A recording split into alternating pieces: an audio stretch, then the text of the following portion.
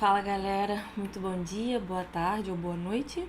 Eu me chamo Isabela e estou aqui mais uma vez para mais uma aula. Hoje a gente vai falar sobre o tema que é biocontrole ou controle biológico. Aqui a gente vai entender um pouco melhor como a gente pode transformar a pesquisa em uma aplicação biotecnológica. Então a gente vai utilizar de todo o conhecimento que a gente viu até agora sobre como obter micro-organismos de relevância agrícola e entender melhor como a gente pode transformar esses micro-organismos num produto. Para contextualizar como a gente chegou até aqui, por que estudar o controle biológico, por que isso é importante, eu trouxe um breve histórico aqui e algumas perspectivas futuras. É estimado que em 2050 a população mundial vai crescer até atingir 9 bilhões de pessoas e para conseguir dar conta dessa demanda, a produtividade agrícola vai precisar aumentar em até 70%. Ou seja, quando a gente tem um aumento da produtividade agrícola, isso também quer dizer que a gente vai precisar aumentar a utilização de defensivos agrícolas, certo? Os famosos agrotóxicos. Atualmente é estimado que cerca de 20 a 40% da produção agrícola é perdida ainda por fitopatologias. Para ilustrar o quão grave esse caso pode se tornar, eu trouxe aqui esse dado histórico que mostra um caso que ocorreu em 1845 chamado de a Grande Fome, ou a Grande Fome da Irlanda. O que aconteceu nesse período foi que as plantações de batata foram acometidas por esse homiceto, que causava uma podridão da batata. O problema das doenças que afetam a batata é a batata ser uma raiz. Então o que acontece é que a parte aérea da planta muitas vezes não vai apresentar sintomas. Então você só descobre que a planta está doente quando você tira ela do solo. E quando você descobre que a planta está doente, isso quer dizer que provavelmente toda a sua produção vai estar infectada também. Como esses patógenos eles têm origem no solo, a probabilidade de toda a plantação ser perdida é muito grande. Então, o que aconteceu aqui é que, devido a essa doença que acometeu os plantios de batata, ocorreu cerca de 20%, 25% de redução da população, chegando a 1 milhão de mortes, e também ocorreu a evasão, né, de mais de 1 milhão de pessoas também nessa época. Existe todo um contexto histórico por trás disso, então na época a Irlanda era uma colônia britânica e por ser uma colônia britânica era muito disseminado o cultivo, a produção de gado. Então era plantado capim para pasto, certo? Sendo que a população da época não tinha dinheiro para poder se alimentar desse tipo de alimento. Então, a população na época recorreu para o plantio de batata. Então, era basicamente um plantio enorme de monocultura. Mais de 60% da Irlanda plantava batata e utilizava isso para subsistência. Então, quando esse tipo de praga acometeu essa plantação, causou todo esse dano que a gente pode ver aqui. Atualmente na Irlanda existe um período pré-grande fome e pós a fome. Ocorreu toda uma revolução agrícola depois desse período. E hoje pode ser que a gente ache que não aconteceria algo do tipo, porque a gente tem vários tipos de plantios agrícolas diferentes, mas a realidade é que mais de 66% da produtividade do comércio internacional é baseado em 9 espécies de plantas diferentes. Então, ainda assim, a gente tem uma dependência muito grande de poucas espécies de plantas.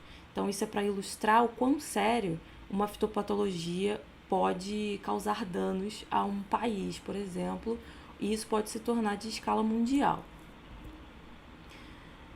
Então, atualmente a gente tem uma busca muito grande por alternativas que causem cada vez menos impactos ao meio ambiente. Atualmente nós temos 3 tipos de defensivos que são utilizados, que são os defensivos químicos, também chamados de agrotóxicos aqui. Vocês vão ver muitas variações do nome, então vocês podem encontrar agroquímicos e outras coisas parecidas. Tem os defensivos biológicos, que são do controle biológico, que a gente vai se aprofundar mais nessa aula. Tem os defensivos físicos, que seriam mais voltados para a utilização de armadilhas, que não são tão eficientes quanto os outros. Então, a utilização dos defensivos químicos ela é muito disseminada, Mas, como vocês já devem ter ouvido falar em vários lugares, os defensivos químicos eles apresentam muitas consequências, tanto para o meio ambiente quanto para a saúde humana e animal. Então, para ilustrar isso, eu trouxe alguns exemplos desses impactos dos defensivos químicos no solo. Então, por exemplo, quando ocorre uma aplicação de um defensivo químico em determinada lavoura, o que frequentemente acontece é que esses defensivos químicos eles são aplicados em uma quantidade muito maior do que elas deveriam ser aplicadas. Isso faz com que eles se acumulem no solo. Nem todos esses defensivos químicos vão ser absorvidos pela planta. Então, quando a gente tem, por exemplo, uma chuva, esses defensivos eles podem ser lixiviados para corpos d'água próximos, então para lagos ou para rios, e como são substâncias tóxicas, eles podem levar a uma redução da oxigenação do ambiente aquático em questão. Isso pode causar um impacto naquele ecossistema muito grande, então podendo levar a casos de eutrofização nesses locais. Além disso, os defensivos químicos eles também têm um alto custo de produção, principalmente por serem produtos que são produzidos no exterior, então ainda assim tem um alto custo para a importação desse produto. Apesar disso, o custo da mão de obra dos defensivos químicos não é tão alto, é um custo que já é relativamente baixo, já que atualmente não existe muita mão de obra para aplicar os agrotóxicos, né? O que a gente vê são aqueles aviõezinhos que vão jogando os defensivos em toda a lavoura, então isso acaba fazendo com que compense para o agricultor. Além disso, os defensivos químicos também vão impactar na liberação de gases do efeito estufa, vão afetar diretamente a fertilidade do solo, porque são substâncias que vão afetar na formação dos agregados, né? E além de afetar a microbiologia do solo também, podendo reduzir a quantidade de bactérias que são favoráveis para o crescimento da planta, de bactérias benéficas para a planta. Além de afetar tanto a saúde humana como a saúde animal. Quando era utilizada muita mão de obra para aplicação dos defensivos químicos, existiam muitos casos de intoxicação dessas pessoas devido à aplicação do produto, porque não tinham os EPIs necessários para aplicar, mas atualmente a saúde humana está mais em risco devido a essa utilização excessiva dos agrotóxicos. Isso faz com que eles se acumulem nos alimentos, então de uma certa forma a gente acaba consumindo esses alimentos, o que pode também trazer casos de intoxicação para seres humanos e também para animais. A legislação de controle da utilização desses defensivos agroquímicos tem se tornado cada vez mais brandas, principalmente aqui no Brasil, o que torna essa utilização cada vez mais perigosa, tanto para a saúde humana como para a saúde do meio ambiente.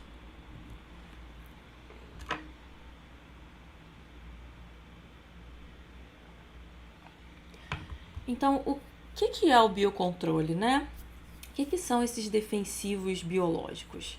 Então, o biocontrole nada mais é do que a utilização ou manipulação de um organismo vivo com o objetivo de melhorar a produtividade agrícola, seja pelo controle de doenças ou pragas, ou pela promoção do crescimento da planta. Então, é basicamente utilizar um organismo vivo contra um outro organismo vivo, nesse caso, um fitopatógeno ou uma praga. Então, dentro da categoria do controle biológico, nós podemos utilizar macro-organismos, aqui seriam insetos, nematóides ou ácaros, ou a gente pode utilizar também micro-organismos, que seriam bactérias e fungos. Nesse quesito de controle biológico também se encaixa os vírus, bacteriófagos principalmente, e também se encaixam semioquímicos. Os semioquímicos são substâncias que são produzidas por esses micro-organismos ou macro-organismos que vão possuir uma atividade favorável na planta, que vão favorecer a planta de alguma forma. Então, os principais objetivos da utilização do biocontrole são de reduzir a utilização dos defensivos químicos. Então, um tanto quanto utópico nesse momento desejar que a gente utilize única e exclusivamente o controle biológico.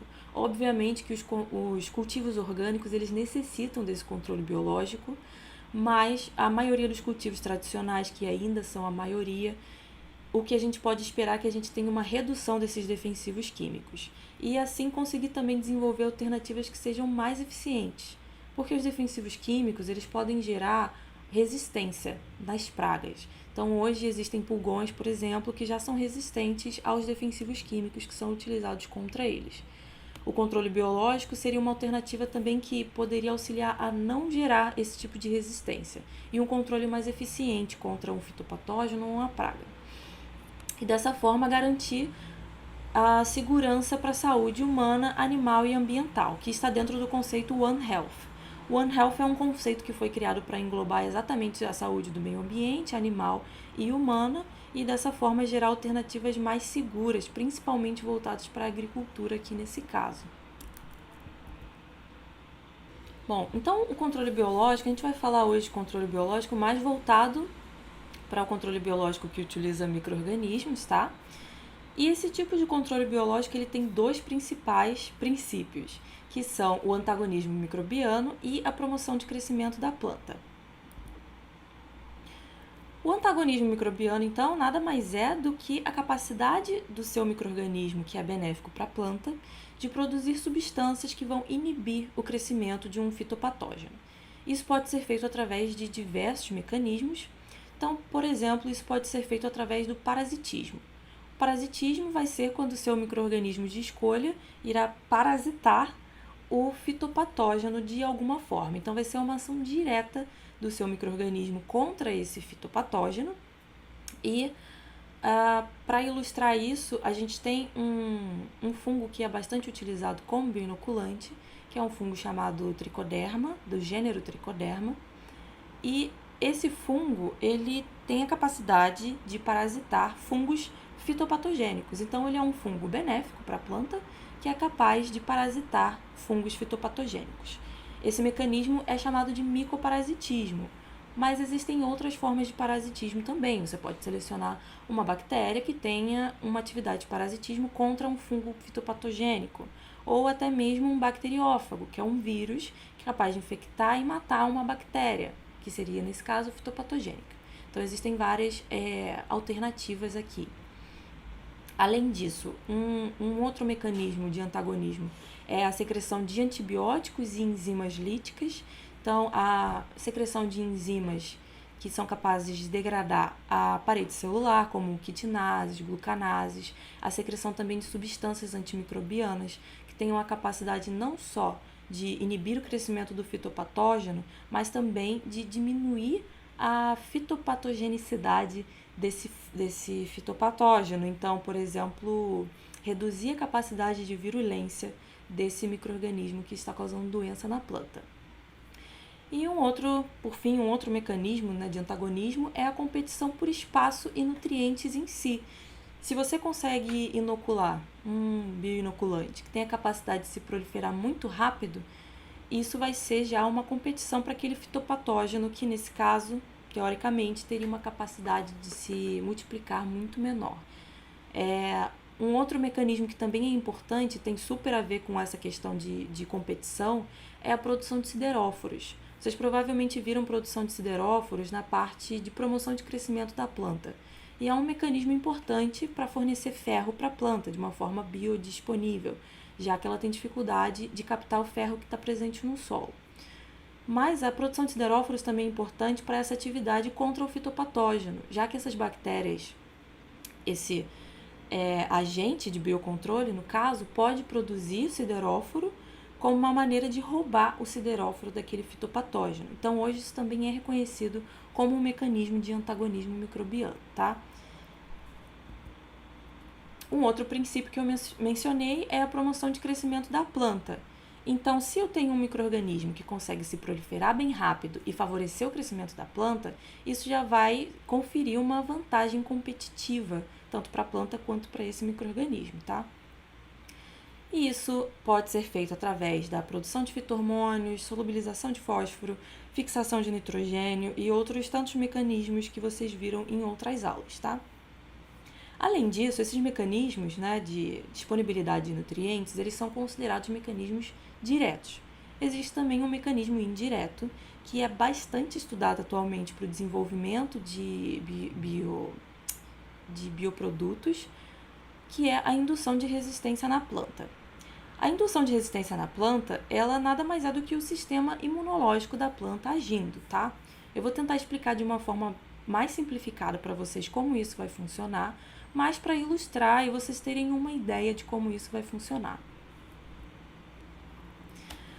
Então, aqui vamos criar uma situação hipotética, tá? Então, você tem um patógeno, aqui no caso, um micro-organismo fitopatogênico, tá? Quando esse micro-organismo fitopatogênico entra em contato com a planta e está causando dano à planta, ocorre a ativação de uma via metabólica chamada de via do ácido salicílico, aqui representada pelo SA, tá? Aqui são fatores de transcrição que estarão associados à ativação dessa via metabólica, mas nada relevante para esse momento aqui. Ácido salicílico é um hormônio da planta, tá? Um hormônio bastante importante para a planta. Então, o que acontece? O fitopatógeno ativou a produção de ácido salicílico. Uma alta produção de ácido salicílico é capaz de ativar NPR1, que é um fator de transcrição, que o que ele vai fazer de importante?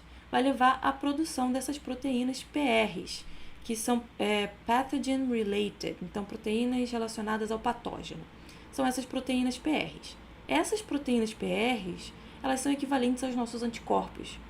Então, quando a planta entrar em contato uma próxima vez com esse mesmo fitopatógeno, essas proteínas PRs terão atividade contra esse fitopatógeno. Então, ela terá uma resposta mais eficiente contra o fitopatógeno, tá? Esse tipo de indução de resistência na planta é chamada de resistência sistêmica adquirida, ou SAR aqui, tá? Que vem da sigla em inglês. Só que, quando a gente estimula a planta com o fitopatógeno, existe a possibilidade de que a planta morra, né? Que o fitopatógeno se multiplique demais e a planta não consiga se proteger. Então, um outro mecanismo de indução de resistência pode acontecer a partir, aqui está rizobactérias, mas a partir desses micro-organismos que são benéficos. Então, pode ser PGPB, pode ser micorriza, pode ser qualquer fungo promotor de crescimento de planta, tá? E o que vai acontecer aqui? Esse micro-organismo benéfico, quando em contato com a planta, ele pode ativar outras vias metabólicas. Então, aqui, para ilustrar, tem a via metabólica do ácido jasmônico e a via metabólica do etileno, que são dois hormônios, tá? Também são hormônios. Hoje a gente sabe que existem várias outras vias metabólicas que podem ser ativadas, mas as mais importantes e as mais frequentemente ativadas são essas daqui. Essas vias também podem levar à ativação desse fator de transcrição, e o que vai acontecer é que o sistema imune da planta vai ter uma resposta mais eficiente em uma próxima vez que entrar em contato com o fitopatógeno, tá? Esse tipo de indução de resistência na planta, que é pelo micro-organismo benéfico, é chamado de indução de resistência sistêmica, ou ISR também. O que é muito utilizado hoje e que tem sido estudado para biocontrole? É você utilizar uma bactéria benéfica, um fungo benéfico que seja, você aplica ele na planta. E isso já pode fazer com que a planta comece a ativar esse tipo de sistema aqui, ó. Enquanto isso estiver acontecendo, aplica-se o fitopatógeno em contato com a planta. Isso vai fazer com que você tenha uma resposta imunológica da planta muito mais eficiente do que sem esse preparo aqui do sistema imunológico. Traduzindo, é como se a aplicação dos micro-organismos benéficos fosse como uma vacina para a planta, e ela consegue ter uma reação imunológica mais eficiente e um melhor controle da doença, tá? Eu quis trazer isso para ilustrar para vocês por ter crescido muito a relevância desse tipo de mecanismo dentro do biocontrole, tá?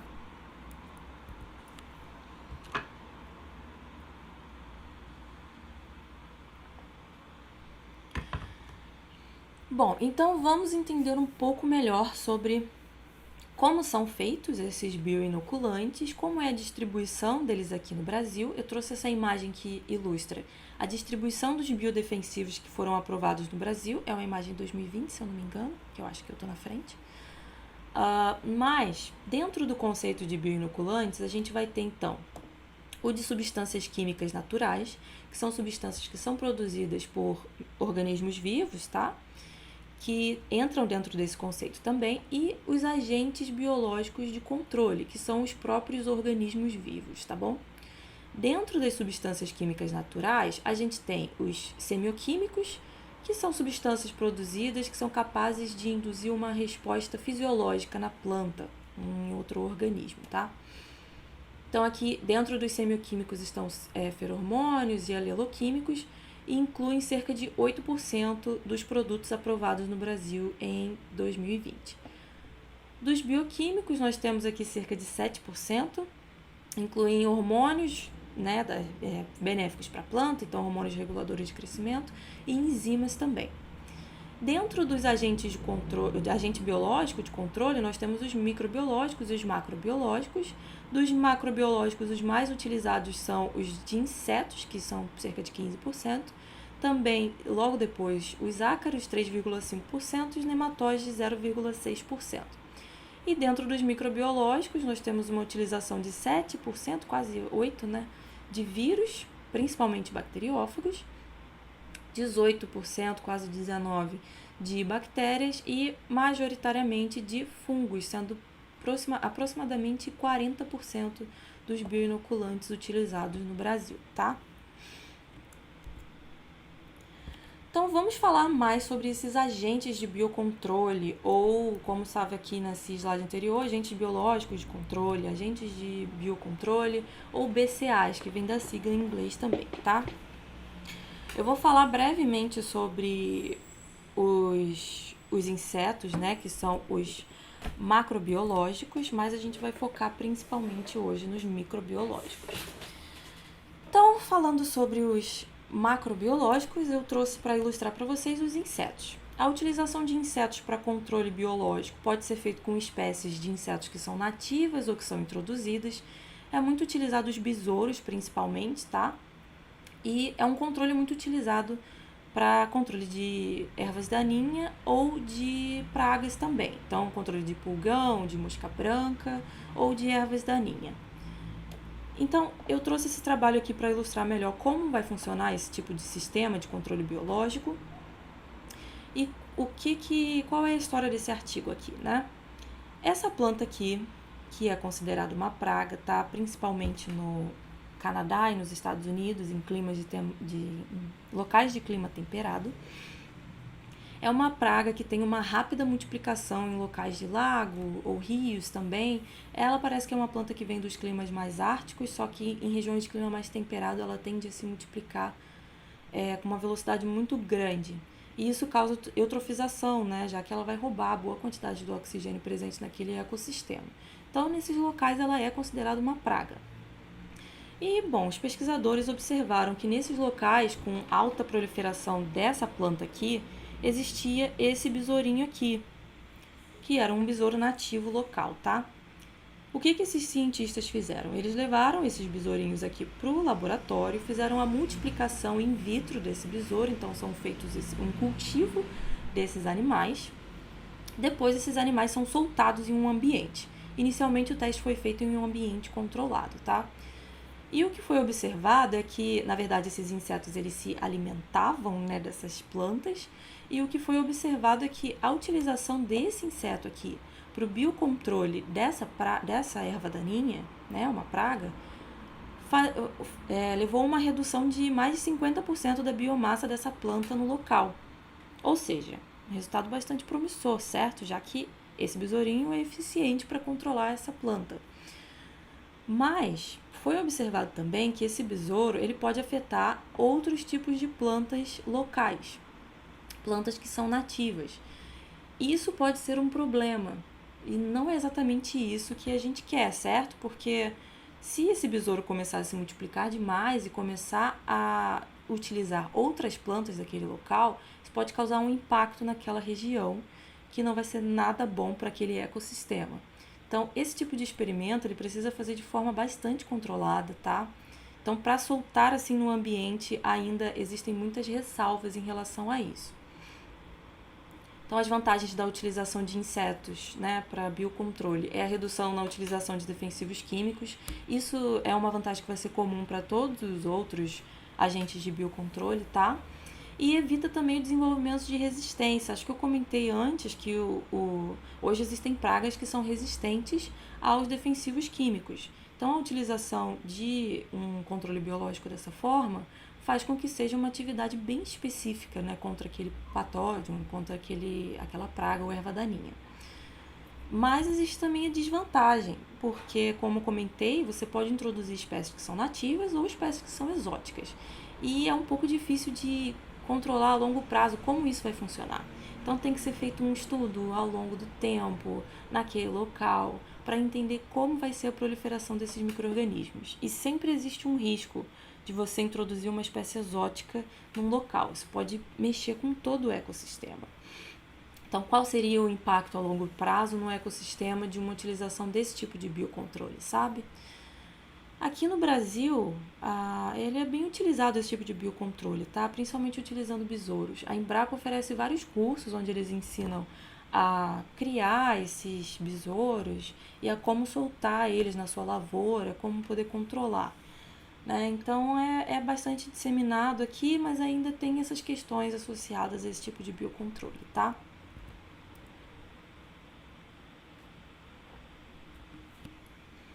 Então, agora falando sobre os micro-organismos como agentes de biocontrole. Inicialmente, vamos falar sobre os fungos. Então, os BCAAs selecionados como agentes de biocontrole fúngicos geralmente são rizosféricos, endofíticos ou micorrízicos, tá? Também podem ser utilizados. E eles basicamente vão agir na promoção de crescimento, proteção contra fitopatógeno e também podem agir na tolerância ao estresse. Então, estresse hídrico, estresse de temperatura, né? Eu trouxe aqui esse exemplo, né, desse fungo, que é o tricoderma, que é um dos mais utilizados, é o mais utilizado atualmente como agente de biocontrole. Aqui tem 3 espécies diferentes, tá? E ele é utilizado tanto como fungicida como fertilizante. Como falei, ele age nas 2 frentes, né? Essa imagem aqui, deixa eu ver se eu consigo dar um zoom aqui. Consigo, tá? Essa imagem aqui mostra pra gente os impactos do tricoderma nas plantas, tá? Então, o que a gente consegue observar é um aumento na verdade, um processo físico-químico mais eficiente na planta. Então, ele pode trazer uma melhor taxa de fotossíntese para a planta, ele pode facilitar a absorção de minerais e de nutrientes, principalmente devido a uma maior proliferação de raízes laterais, também um maior aprofundamento dessas raízes. Pode trazer uma melhor produtividade, né, devido a melhorar os aspectos morfológicos e fisiológicos da planta. Então, você vai ter uma planta maior e isso vai impactar na produtividade. Também aumentar o crescimento morfológico da planta. Então, como eu falei, o crescimento das raízes, uma maior superfície foliar, isso devido à produção de hormônios que são benéficos para a planta, tá? De bônus ainda, tem uma boa indução da resistência, indução de resistência na planta, e pode trazer tolerância a estresses abióticos, então estresse hídrico, temperatura, como eu mencionei. Eu trouxe esse trabalho para mostrar um pouco para vocês como esse tipo de teste pode ser feito in vitro, tá? Então, esse estudo aqui tinha como objetivo estudar os compostos orgânicos voláteis, né, os VO6, liberados por tricoderma e como isso poderia influenciar no crescimento da planta. Isso com o objetivo de utilizar diferentes espécies de tricoderma no biocontrole, tá? Como biocontrole. E o que é importante ressaltar aqui, bom, os compostos orgânicos voláteis são compostos produzidos por fungos, também são produzidos por plantas, tá? Que podem possuir atividade em produção de crescimento, atividade contra fitopatógeno, também importante para comunicação e sinalização entre diferentes organismos, tá? Até entre plantas. Então, diferentes plantas, quando elas estão sofrendo ataque de algum fitopatógeno, elas também podem produzir compostos voláteis orgânicos, e esses compostos são importantes para a comunicação entre as plantas e com a microbiota, então são compostos de bastante relevância atualmente. Também vão influenciar a indução da resistência na planta, tá? Então, o que foi feito aqui, né?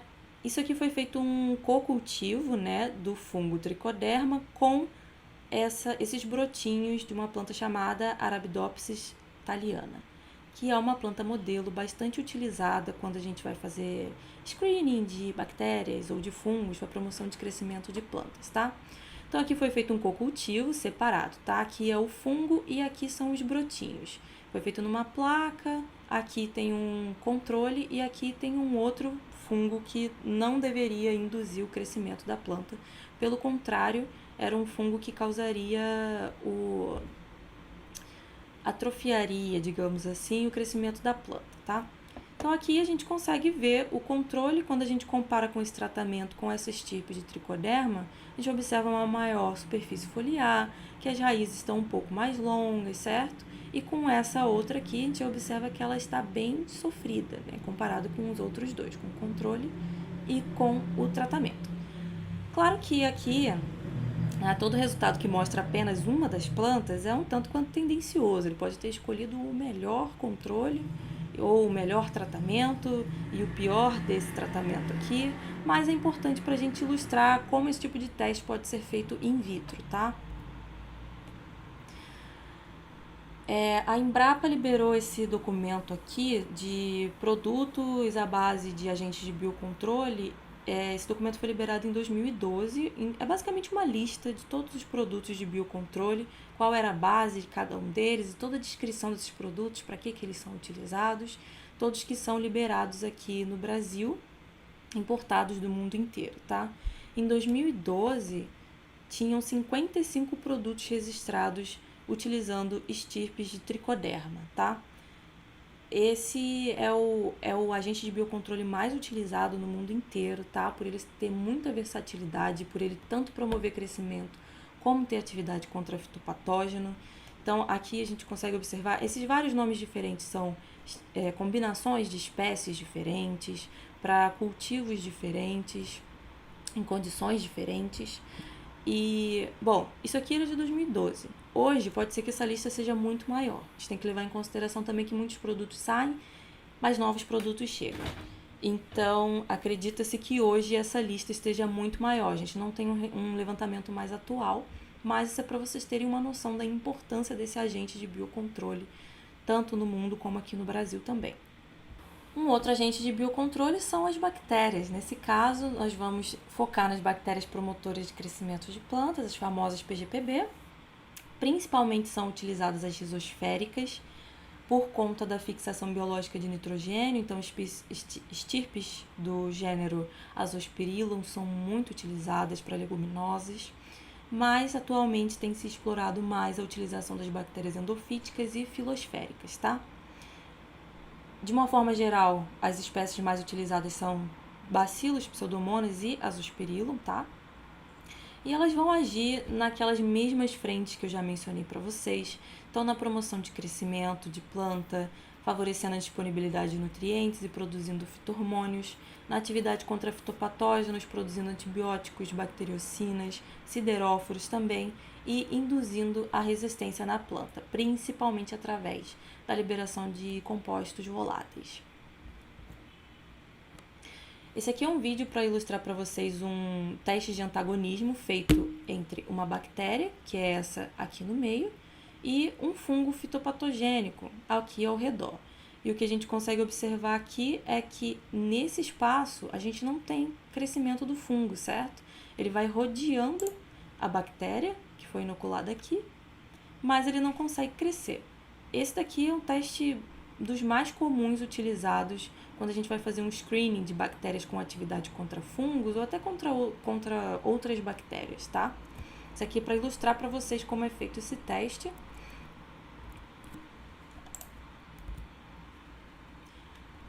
E aqui um trabalho também para mostrar para vocês como é feito esse tipo de teste in vitro, né? Isso aqui foi um teste que se iniciou in vitro e depois foi feito o teste em vivo em casa de vegetação.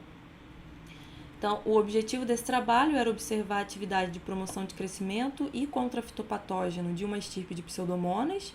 Essa Pseudomonas aqui, Segetes P6. Então, foi feito o controle de uma batata doce, uma batata normal e uma cenoura. Então, o que foi feito aqui? Nesses 3 primeiros quadros aqui da vertical, a gente tem o controle negativo dos 3, tá bom? Foi feito um teste na superfície, então um esfregaço do fitopatógeno ou da estirpe PGPB aqui no caso.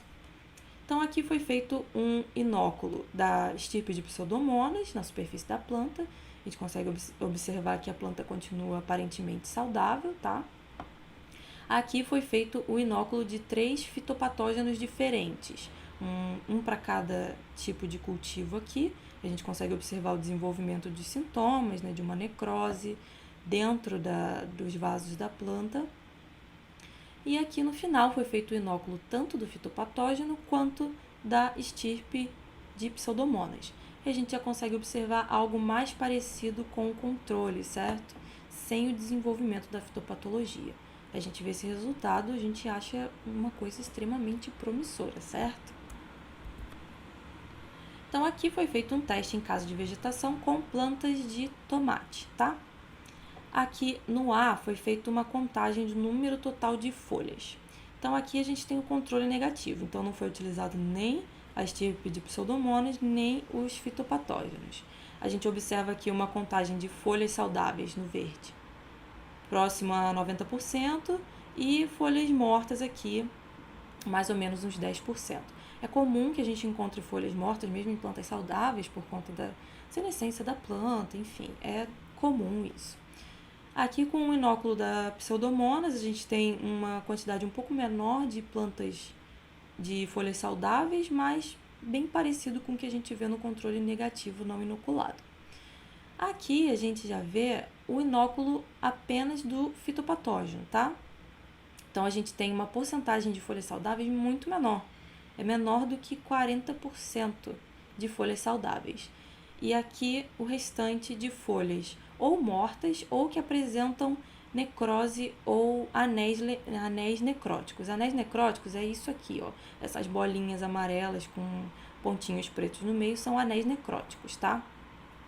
E a necrose é quando isso toma a folha inteira, que acaba causando um amarelamento das folhas. Então aqui a gente já consegue ver que as plantas ficaram bastante prejudicadas, né? E aqui um inóculo do fitopatógeno e da estirpe de Pseudomonas. A gente já vê que esse número de folhas saudáveis sobe para pelo menos a metade, acima de 50%, e aqui o restante das folhas continua apresentando alguns sintomas, tá? Aqui ao lado, em B, a gente consegue ver uma fotinha de um pedaço dessas plantas, mas assim, é bom para ilustrar. Aqui seria o controle negativo, aqui o inóculo com a estirpe de Pseudomonas, aqui o inóculo com o fitopatógeno, então a formação dos anéis necróticos e amarelamento, e aqui o inóculo com o fitopatógeno e a estirpe de Pseudomonas. A gente vê que tem ainda alguns anéis necróticos, mas ela aparenta, por essa foto, mais saudável do que essa daqui, né? É ainda tendencioso de certa forma, por ser uma foto, não representa todo o tratamento, né? Mas é importante para a gente ilustrar isso. O que eu acho importante ressaltar aqui, já dá pra gente ver que in vitro a gente tem uma resposta que parece extremamente sensacional. E quando a gente leva pro in vivo, já é uma resposta que é boa, tá? Essa resposta aqui ela é muito boa, mas não é tão incrível assim. Isso é um dos grandes desafios dentro do desenvolvimento de biocontrole, como eu vou especificar melhor mais pra frente, mas é a reprodutibilidade do que você viu in vitro no in vivo. Geralmente você vai ter um resultado muito menor ou às vezes até maior do que você viu in vitro. E ainda é um desafio você levar do teste in vitro, que seria feito in vitro não, desculpa, in vivo, que seria feito numa casa de vegetação, num vaso, você levar esse tipo de resultado para o campo, então para o cultivo agrícola. O resultado costuma ser menor ainda. Então, esse tipo de teste, ele começa no in vitro, onde a gente faz todo o screening, a gente vai para a casa de vegetação, mas depois a gente precisa ir para o campo para ver se os nossos resultados vão ser significativos, vão ser impactantes no campo também.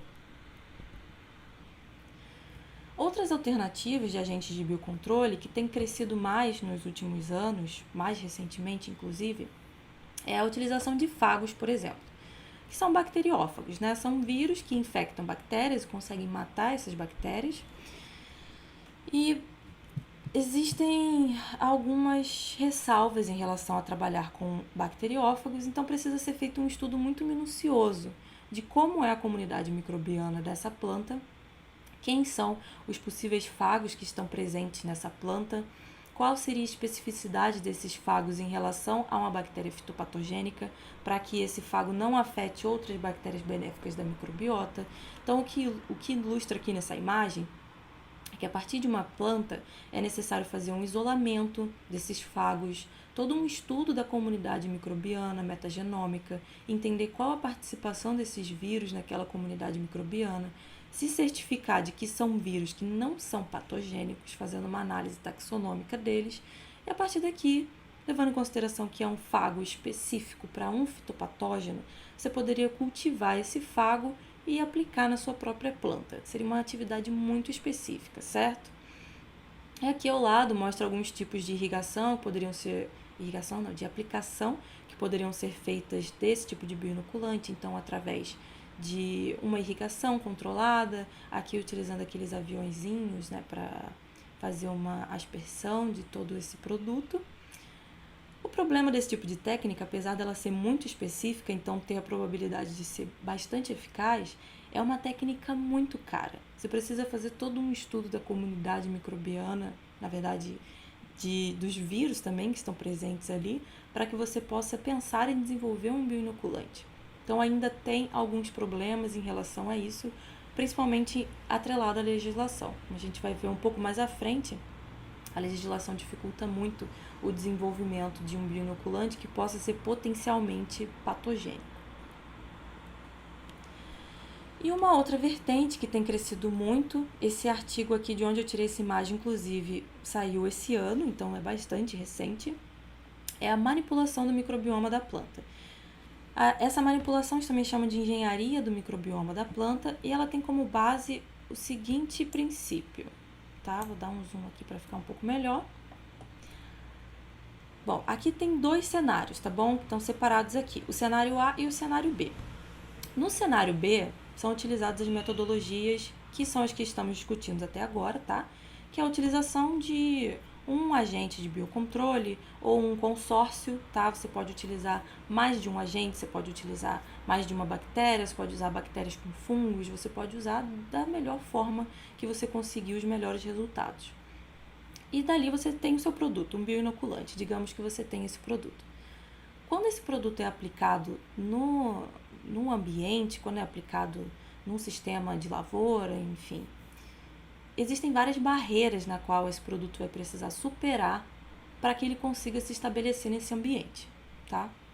Então, dentro dessas barreiras, nós temos, por exemplo, a competição com os micro-organismos que já estarão lá no microbioma da planta, já que esse micro-organismo vai precisar chegar e se estabelecer. Esses micro-organismos precisam se multiplicar. Também vai sofrer um outro problema, é a produção de antibióticos dos micro-organismos que já estarão lá, mecanismos de predação, também distúrbios que podem acontecer naquele local, então o clima, a temperatura, a disponibilidade de água, o pH do solo, a forma na qual esse inoculante vai chegar, se vai ser um produto líquido, se vai ser um produto sólido, isso pode impactar na proliferação desse micro-organismo. A frequência e a dose da utilização desse produto também vai ser um problema, porque o quão frequente eu vou ter que utilizar esse produto? Quanto mais você tiver que utilizar, mais caro ele acaba ficando para o agricultor. Então, tudo isso são barreiras que precisam ser superadas para que a gente tenha uma boa eficiência do nosso bioinoculante. Ainda pode acontecer de que ele chegue lá e ele não consiga se estabelecer, tá, gente? Isso é muito comum de acontecer, inclusive. Então, essa nova vertente, né, essa nova ideia que surgiu é o estudo da comunidade microbiana de cada local. Então, por exemplo, vamos trabalhar com um tomate. Seria feito inicialmente um estudo daquela comunidade microbiana para entender como os micro-organismos que estão ali se comportam, para daí você selecionar um bioinoculante. Então, aqui, quando a gente usa uma técnica de metagenômica, onde a gente consegue descobrir quem são os representantes daquela comunidade microbiana que estão ali, a gente pode gerar um tipo de análise que é chamada de uma análise de networking, que ela vai mostrar para a gente as espécies de micro-organismos que estão presentes ali, aqui representadas pelas bolinhas cinzas, tá? quais são os resources, né? Então, quais são os pontos principais ali que estão disponibilizados para esses micro-organismos em relação a nutrientes e outros fatores. Quais são as espécies chaves aqui, keystone species, tá? Esse em amarelinho. Essas espécies chaves seriam as principais que estão controlando aquele ambiente, tanto favorecendo a proliferação de espécies, quanto diminuindo a proliferação de outras. Então, aqui também, nesse tipo de análise, a gente consegue ver as interações negativas, que são representadas por essas linhas vermelhas, e as interações positivas, que são representadas por essas linhas verdes, tá? Essas linhas pontilhadas verdes. O que é possível ver aqui? Eu tenho aqui a minha espécie-chave, tá? Daquele local específico. Consigo ver as interações positivas que ela faz. Interações positivas seria favorecer o crescimento daquele micro-organismo. Interações negativas seria inibir o crescimento daquele micro-organismo de alguma forma. Então, o que a gente pode fazer hoje com as tecnologias que a gente tem? A gente pode estudar quem são esses micro-organismos, quem é o micro-organismo-chave, e estudar, por exemplo, potenciais micro-organismos para serem utilizados como bioinoculantes. Então, esses roxinhos seriam possíveis inoculantes. Então, aqui, no caso, esse roxinho, ele tem uma interação negativa com esse cinza aqui, que pode ser uma bactéria fitopatogênica, mas tem uma interação positiva com essa espécie-chave daquele ambiente. Isso daqui pode indicar para a gente que a probabilidade do nosso inoculante sobreviver nessa comunidade microbiana aqui é muito grande. Então, isso já favoreceria, né? Já traria um quadro assim, mais positivo, onde a gente já superaria alguns desses problemas, como predação, competição, já que a gente estaria inoculando ali um micro-organismo que já faz parte daquele ambiente e que só vai favorecer mais ainda e vai possuir alguma atividade contra um fitopatógeno, tá? Então, esse tipo de vertente ela é bastante nova atualmente na utilização na seleção desses agentes de biocontrole, mas tem se mostrado bastante promissor e bastante interessante. Bom, se vocês quiserem dar uma pausa, agora é a hora de dar essa pausa, tá? Vocês podem sair, tomar um café, fazer o que vocês precisarem. Bom, pessoal, então dando continuidade aqui, como a gente pode fazer para encontrar esses BCAAs, né, esses agentes de controle biológico? Existem algumas técnicas que são muito comuns de serem utilizadas, tá? Aqui eu coloquei algumas técnicas que são utilizadas para a gente detectar características fenotípicas de interesse, né? Então, são substâncias que essas bactérias vão estar produzindo. Não necessariamente a gente consegue descobrir com esses testes quais são elas, na verdade a gente não consegue, mas a gente já consegue observar qual nível de atividade o nosso BCA tem contra o potencial fitopatógeno. Então, aqui, nesse exemplo aqui, em A e B, a gente tem um cultivo, dual culture aqui, que fala, então, cultivo duplo seria, tanto do fitopatógeno quanto da bactéria fitopatogênica. Então, duas coisas podem ser feitas. Você pode ter um meio de cultura onde você tem um tapetinho do micro-organismo fúngico, né? E inocular o fitopatógeno. Não, na verdade, desculpa, é diferente aqui. Aqui você tem um tapetinho da sua bactéria e um inóculo do fitopatógeno. Aqui você teria um tapetinho do fitopatógeno e um inóculo da sua bactéria. Então, aqui no caso, a região onde não tem crescimento, isso aqui seria a formação de um halo, tá? Aqui seria a bactéria no meio e em volta seria o halo. E o tapetinho do fungo ou fitopatógeno, tá bom? A produção de um halo indicaria que há a produção de alguma substância que tem atividade contra esse fitopatógeno, tá? Aqui também, essa outra técnica de dual culture, mais para a gente ver produção de compostos voláteis, é igual aquela placa que eu mostrei para vocês, onde você tem uma separação entre os diferentes micro-organismos ou organismos. Então, aqui você teria, por exemplo, uma bactéria, aqui você teria um fungo fitopatogênico. Então, por eles terem essa distância, seja assim, né, um em cima e outro embaixo, ou a distância assim, você conseguiria ver, né, caso você tivesse algum tipo de inibição de crescimento desse fitopatógeno. Sempre fazendo com um controle, né, para ver como seria o crescimento do fitopatógeno sem a presença da bactéria, sem a presença, nesse caso, dos compostos orgânicos voláteis. Você também pode fazer o crescimento dessas bactérias em meio líquido, então você poderia inocular tanto a bactéria quanto o fungo e acompanhar isso, né, ao longo do tempo. E poderia fazer também na superfície de plantas. Isso tem sido mais utilizado recentemente, onde é feito a partir da análise do desenvolvimento de sintomas na planta. Então vamos supor que você tem um fungo que atinge a folha da planta, né? E você inocula o fungo com um spray, depois que o fungo desenvolve, você inocula a bactéria, vê se vai regredir, ou faz o contrário, né? Inocula uma bactéria sua, depois você inocula o fungo e vê o que vai acontecer. É um pouco parecido com aquele experimento que eu mostrei que fez na cenoura, na batata, etc., que ele fez uma análise na superfície, né? Aqui seria um spray na superfície de um alimento ou na superfície de uma planta. E ao longo do tempo acompanhar para ver como vai ser o desenvolvimento dos sintomas. Isso é para a gente ver de uma forma mais superficial, né? Como se o nosso BCA vai ter atividade. Mas existem formas mais específicas da gente descobrir isso.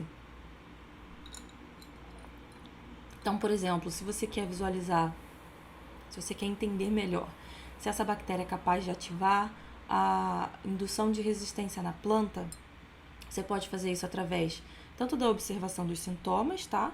Como você pode fazer através de uma qPCR, onde você vai utilizar um marcador molecular para os genes específicos daquelas vias que eu falei. Então, genes específicos para a via do ácido salicílico, gene específico para a via do etileno. Então, quando você consegue quantificar esses genes, você consegue dizer, através da observação dos sintomas também, se a sua bactéria ela vai ser eficaz para induzir a resistência na planta. Então, eu sei que vocês já viram várias metodologias de cultivo desses micro-organismos e de identificação, né, ao longo do curso. Essas são técnicas que são mais comuns e que têm se tornado cada vez mais nos últimos anos para a identificação desses micro-organismos, tá? Bom, então como funciona todo esse processamento, né? Como é para eu transformar a minha bactéria, o meu fungo, o meu BCA num produto final? Bom, aqui nesse exemplo, nós temos 4 etapas principais, onde estão separadas aqui, a gente vai passar por todas elas. Nesse exemplo, ele fala especificamente da utilização de substâncias químicas produzidas por esses organismos, tá? Não necessariamente precisa ser uma substância química. Mas então, inicialmente, o que a gente precisa, vamos supor que você pegou uma amostra de solo, você fez o isolamento de micro-organismos daquele local, você identificou esses micro-organismos, e aí aqui está como estabelecimento de um processo de fermentação, onde você vai colocar esses micro-organismos para crescer, por exemplo, e vai fazer as avaliações in vitro. Aqui é a parte onde você faz o screening. Então, você vai passar por todos os testes. Podem ser testes que eu acabei de citar. Existem milhares de testes que podem ser feitos. Não sei se milhares é muita coisa. Mas centenas de testes diferentes que podem ser feitos para o screening dessas características, né, que são necessárias para um bom BCA. E elas também vão variar, gente, dependendo do que você quer. Dependendo do fitopatógeno, dependendo da planta, dependendo do local. O interessante é que nesse tipo de avaliação aqui, você já tenha um problema de interesse para resolver. Tem um fungo, vassoura de bruxa, que afeta a plantação do cacau e eu preciso desenvolver um bioinoculante foliar, por exemplo, para poder controlar essa doença. Aqui você já vai poder procurar especificamente pelas qualidades que você gostaria que esse BCA tivesse. Então, enzimas específicas, por exemplo. E, em seguida, a identificação desses metabólitos. Quando a gente utiliza organismos vivos e não as substâncias químicas, não necessariamente você vai precisar fazer essa identificação de metabólitos, tá? Bom, depois da pesquisa e dos testes que são feitos dentro do laboratório, a gente vai para a parte de produção e formulação. Então, essa parte aqui é importante porque você não vai botar o seu BCA sozinho, né? Você não vai botar um meio de cultura concentrado no local. Geralmente, para desenvolver um produto, você precisa que tenha um veículo. Esse veículo vai ser alguma substância ou várias substâncias, né, que vão conseguir manter aquelas bactérias ali no produto ao longo do tempo, mantendo um bom tempo de prateleira, que você vai usar, por exemplo, 10 a 8, 10 a 9 bactérias por ml, e você precisa que isso seja mantido ao longo do tempo, já que essas bactérias têm uma tendência de ir morrendo ao longo do tempo. Então, esse veículo é importante para manter isso e é importante também para a proliferação dessas bactérias quando elas chegarem lá na planta, tá?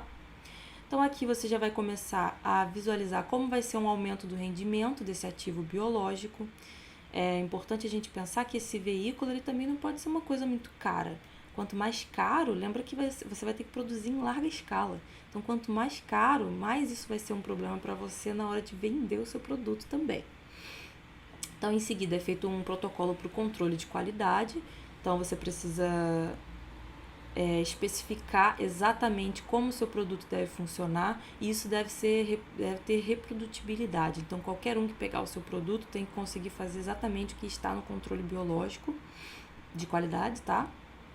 E em seguida avaliar o desempenho e a durabilidade desse produto. Então, seria avaliar o produto na planta ao longo do tempo, né? Ao longo de um ano, por exemplo, para ver em que momento o seu produto começa a perder a capacidade de promoção de crescimento da planta ou de atividade contra fitopatógeno. E isso é importante para você estipular qual tempo de prateleira o seu produto teria. Depois da formulação e da produção, ocorre a avaliação no campo. Nesse ponto aqui, principalmente, é importante que se tenha um tipo de consórcio junto com uma indústria, junto com uma startup, porque geralmente eles vão ter os recursos para esse tipo de desenvolvimento aqui. Então, começam as avaliações no campo, então avaliações em estações experimentais e lavouras, a gente vai aqui de fato para o campo, a gente sai do in vitro para ir para o campo. A partir dos experimentos em campo, a gente consegue determinar a eficácia em larga escala, e aí aqui é onde a maioria dos produtos vão travar, porque muitas vezes pode ter muita atividade in vitro, em vivo, mas quando vai para larga escala, a atividade não é relevante. E em seguida, um possível ajuste na formulação, que possa melhorar a qualidade do seu produto de alguma forma. Por fim, a análise de segurança, aprovação e registro. Aqui é onde vai passar pela... Tudo isso tem que ser baseado em uma legislação que ela é muito criteriosa, gente. Então, eu indico para quem vai trabalhar com bioinoculante, para quem tem esse interesse, já começa a ler agora sobre como é essa legislação, para você não se enganar muito e saber até onde você pode chegar na hora de desenvolver o seu bioinoculante, tá?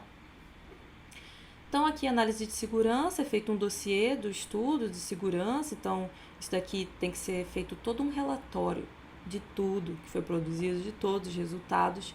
Isso precisa passar pela análise do mapa, da Anvisa e do IBAMA, e eles precisam permitir o registro ou não, né? Aí aqui é a parte triste, imagina você chegar até aqui e não conseguir aprovar o seu produto, é muito triste. E o desenvolvimento de um produto, gente, demora em média 5 anos e precisa de um investimento de 7 milhões de dólares. Tá em dólares aqui ainda, que tristeza, né, gente? Então, por isso é importante para que a gente que desenvolve pesquisa tenha esse tipo de consórcio com uma indústria, com uma startup, uma empresa privada. Eles vão possuir todo esse... tanto o financeiro como a estrutura do local para a gente poder desenvolver os experimentos, tá, gente? Então, é realmente muito importante que vocês estejam procurando indústrias para fazer esse tipo de parceria.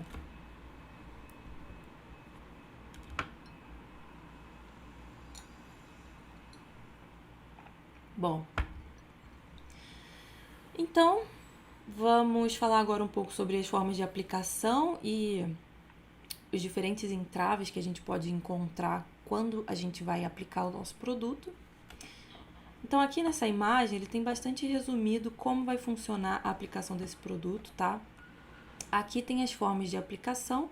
Então, você pode fazer uma engenharia genética, tanto do hospedeiro, então você pode fazer uma mutação na planta, por exemplo, para que ela produza maior quantidade de exudato. Você pode fazer uma mutação em algum micro-organismo para que ele tenha maior capacidade de proliferação, isso daqui vai ter um tipo de aplicação específica, tá? Mas falando do tipo de aplicação do bioinoculante em si, esse produto que a gente tem agora com o nosso BCA, com o nosso veículo, a gente vai agora aplicar ele no nosso cultivo específico, tá? A legislação brasileira, ela exige que você teste em mais de uma espécie de planta, e se eu não me engano são 3 espécies de plantas diferentes, e que você teste uma mesma planta em 5 condições diferentes. Então, 5 solos diferentes, condições climáticas diferentes, para que você possa tornar o seu produto viável aqui no Brasil. Então, as principais formas de aplicação são através do revestimento das sementes. Essa metodologia ela é bastante eficaz, principalmente para a promoção de crescimento das plantas. Então, o que é feito basicamente é embeber essas sementes no seu bioproduto, tá?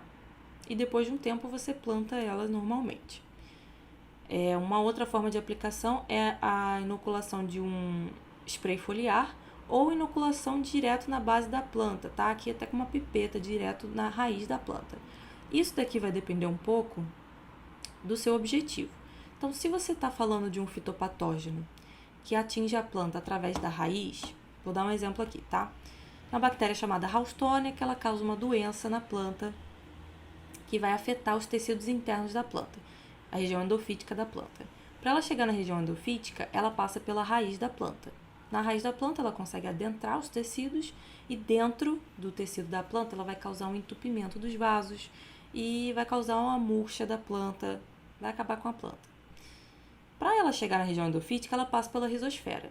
Então, não seria muito inteligente aplicar esse inoculante contra a Ralstonia na folha, certo? Já que ela provavelmente vai chegar pela raiz da planta.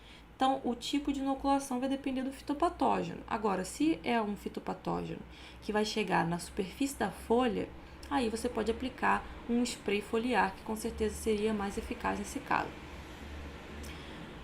E depois da aplicação, o nosso bioinoculante vai precisar passar por uma série de fatores que vão influenciar a sobrevivência desses organismos, micro-organismos, no caso, na planta. E aí a gente tem fatores bióticos e abióticos. Então, os fatores abióticos são clima, as práticas agrícolas que são utilizadas no local, a fisicoquímica do solo. E os fatores bióticos são a própria planta, então a idade, o genótipo da planta, e a comunidade microbiana que já existe lá. Também é um entrave para essa proliferação.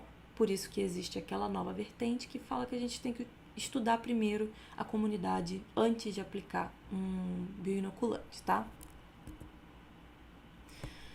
Bom, então os principais desafios do desenvolvimento do bioinoculante, né, só para fechar bem esses conceitos para vocês, é a eficiência no in vivo. Então, a eficiência no campo, ela vai ser, geralmente é diferente do que a gente vê in vitro. O contrário também pode acontecer, tá, gente? Pode ser que você faça um teste in vitro, você não observe muito resultado, mas quando você leva para o in vivo, você consegue ter um resultado bem legal. Isso porque a gente também tem fatores, esses fatores que são problemas, também podem ser fatores que vão auxiliar o crescimento dessa bactéria. Então, pode ser que no in vitro você não veja atividade, mas na comunidade microbiana daquela planta, o seu BCA consiga proliferar bem. Então, é bastante variável e é um desafio hoje no desenvolvimento de bioinoculantes, tá? Um outro problema é a formulação desses produtos também. Eles costumam ser produtos de alto custo e eles têm um pouco tempo de prateleira. E por ter pouco tempo de prateleira, o preço sobe mais ainda, né? No caso, a durabilidade geralmente é de 6 meses. Acima de 6 meses já começa a perder um pouco da qualidade do produto, porque as bactérias começam a morrer, os fungos começam a morrer, enfim. E isso é uma questão. Também tem a questão da aceitação do produto. O que acontece hoje é que, para você aplicar esse tipo de produto, o agricultor ele precisa ter um mínimo de conhecimento de como funciona as fitopatologias na planta. Então, como eu citei, a Ralstonia é uma doença que atinge a base da planta, né, que vai causar murcha, etc. Mas o agricultor precisaria saber, por exemplo, o que é essa doença, o que ela está fazendo e como ele aplica. E isso é um problema, porque existe esse bloqueio entre o que é desenvolvido ali e o que o agricultor sabe. Por isso é importante a gente levar esse tipo de conhecimento para os agricultores, mostrar para eles que é um produto que funciona, mostrar como funciona, como pode ser aplicado. É importante que, de alguma forma, a gente assuma esse papel também, até para a divulgação do próprio produto, mas para que eles entendam melhor que o controle biológico pode funcionar para muitos casos, tá? Principalmente porque eles utilizam muitos agrotóxicos que são antifúngicos, por exemplo, de amplo espectro. Então, às vezes, você utilizar um controle biológico que tem uma atividade mais específica é muito mais eficiente. E um outro entrave é a legislação. A legislação aqui no Brasil, como eu comentei já, ela é muito amarrada, tá? Mas lá fora ela é completamente diferente. Cada país atribui uma legislação diferente. Ou seja, se você fizer o seu produto aqui com o objetivo de exportar ele, pode ser que você não consiga, porque a legislação pode ser tão diferente que o seu produto não vai se enquadrar em outros locais. Então, isso é um problema muito ruim, já que limita muito, né, a distribuição do produto. Então, eu trouxe um pouco da legislação. Fiquem tranquilos que eu não vou ficar falando muito sobre o assunto, só para vocês terem uma ideia, tá? A base do produto é basicamente isso daqui, ó. Então, você precisa ter um produto onde você tem as espécies de bactérias ou de BCAAs, né? Elas precisam ser especificadas, tem que ter o número da cepa, da coleção. Precisa ser especificada a concentração de micro-organismos também, que precisa ser em 10 a 9 UFC por ml, tá? Até a data do vencimento. Então, por isso a questão do tempo de prateleira, porque pode ser que após 6 meses ele tenha 10 a 8. Mas aí isso precisa estar especificado na embalagem do produto, tá? Precisa ser explicada qual é a natureza, se é sólido, se é líquido, qual é a forma de transporte, precisa ser a embalagem dele, né? Precisa ser estéril e livre de micro-organismos. E o prazo de validade aqui precisa ser de no mínimo 6 meses, contados a partir da fabricação. Isso é o desafio, né? Precisa ser explicada também quais as matérias-primas que foram utilizadas e as indicações de uso. Então, tem que ser especificado quais as culturas, qual é o objetivo, é para fitopatógeno, é para promover crescimento. Isso tudo precisa ser especificado no produto, tá? Sendo que dentro dessa legislação do biocontrole tem esse artigo aqui que, particularmente para mim e para alguns outros pesquisadores também, essa é a parte mais polêmica, que é em relação ao registro do seu produto. Então, essa parte da legislação fala que para você registrar um produto, né, no caso aqui ele seria negado se ele tiver agentes fitotóxicos, patogênicos ao homem, animais e plantas, assim como metais pesados, tóxicos, pragas e ervas daninhas. Então vamos lá, né? Aqui começa a ficar um pouco complexo. O que é um micro-organismo patogênico ao homem, né? Se você for parar para pensar, quando a gente isola micro-organismos do meio ambiente, dependendo de quem você está falando, qualquer micro-organismo pode causar doença no ser humano. Qualquer micro-organismo pode ser um patógeno oportunista. Então, existe uma lista, né, dos micro-organismos que são liberados para que seja feito o desenvolvimento de bioinoculantes, então azospirillum, bacillus, etc. Mas existem outros que não são liberados ainda e são componentes extremamente importantes da microbiota dessas plantas. Então, isso é um grande problema atualmente que nós, cientistas, nós precisamos encontrar maneiras de conseguir reverter essa situação.